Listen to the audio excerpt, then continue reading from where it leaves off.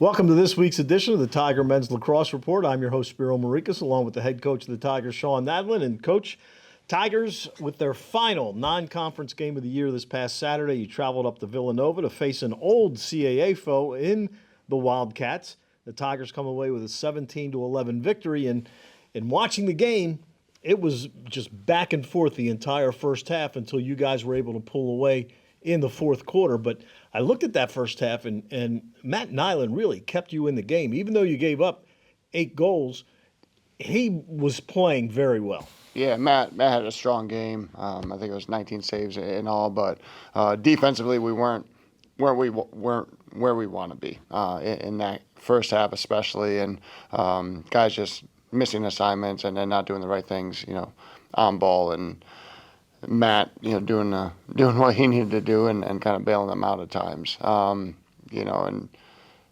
credit to him to stay focused in on that. He still didn't have his best half, he knows that, and I think he locked in even more in that second half, and our defense, I think, settled down as well. The other thing was they were winning the face-off circle badly in the first quarter, but that basically evened out the rest of the game. What kind of changes did your face-off guys make? We were just a little bit more aware. Our wing play wasn't great in the game from start to finish. Looking back on the film, there was 5 faceoffs that we had won. Like we had one. Our faceoff guy was controlling it out, or we had opportunities for clean ground balls that we just didn't execute. So that was frustrating to watch unfold.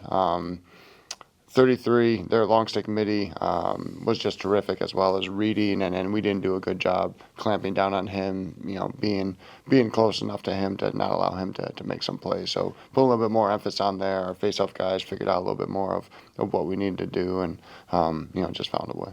Clearing's still a little bit of an issue. Yeah, unfortunately. They did a good job in their 10-man. We forced some things, didn't do a good job getting our head up and getting the ball upfield with some stick work opportunities.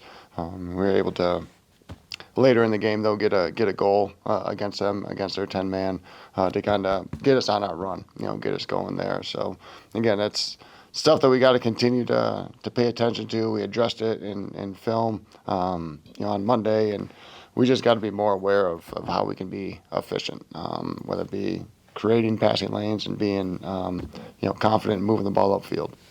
Now, co-CAA Offensive Player of the Week, Joaquin Villagomez, coming off of a year where he missed because of injury and had kind of a rough start, but as the season has gone on, he's getting better and better. Scored 4 goals in the final 11 minutes of the game, 7 goals for the game. Great performance from him on your offensive end. Yeah, I was excited for Joaquin. He was a guy that I noticed in our pregame warm-up that just seemed to really be hitting the net with a lot of confidence. And sometimes that transpires like it did for him. Sometimes it doesn't. Sometimes we look great as a team in warm-ups and, come out flat and it just don't look well. So I don't take too much stock in that. But that was a situation where in pregame he was looking confident. His ball was just hitting the net at a different pace, and it transpired. I feel like he was very confident going into that game, and excited for him. Obviously, that was a big piece to us, earning the win. All right, now that concludes the first part of your season. You finished 4-3, ranked in the top 20 again this week.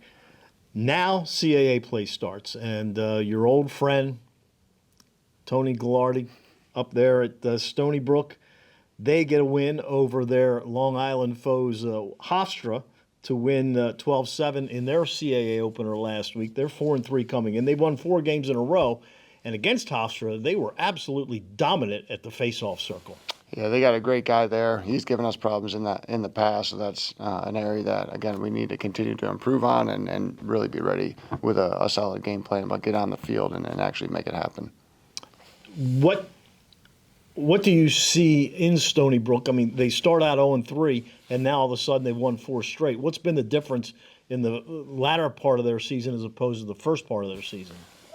I think similar to us, they're just figuring out who they are more. They're understanding their personnel, understanding what they can do to be successful and what really works for them. So they're kind of settling into, again, that's kind of the beauty of a season. You find out about yourself.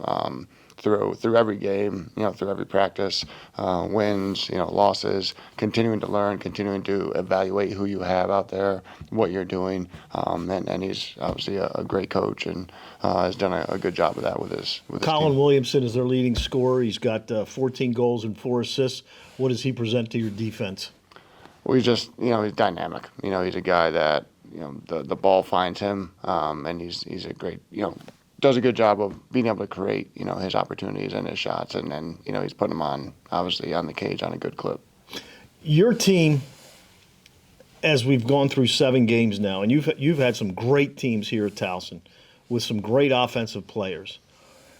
Does this team potentially have a chance to maybe be your best offensive team? It's hard to say. I feel like we're still getting to understand kind of what we can be offensively. Having veterans like Mikey out there and Roussel, and obviously Watt getting back into the mix helps. Kind of with that, and the firepower is pretty strong. But being able to get the contribution from the younger guys, Schoonmaker has 4 goals as a freshman. Rookie of the week this week. And Phipps, and you got Owen Scott as a sophomore in the mix, and Vienny, Golt shows up with 2 goals. So the more we can do that, I feel like obviously the more dynamic we can be, because teams are going to continue to pay attention to Mikey and Joaquin and Alex, and maybe that opens up our midfield where they really have to finish the plays that they're in position to do. So I think we continue to trend in a positive direction. That can be a very efficient offense for sure. As far as the best that we've had, you have to be seen, but we'd like to have that for sure. All right, so the Tigers will start their CAA play on Saturday up in Stony Brook. Coach Nadlin and I will be back with you here next week talking about how the Tigers can go 2-0 in the CAA. So for the head coach of the Tigers, Sean Nadlin, I'm Spiro Marikas. Thanks for tuning in to another edition of the Tiger Men's Lacrosse Report.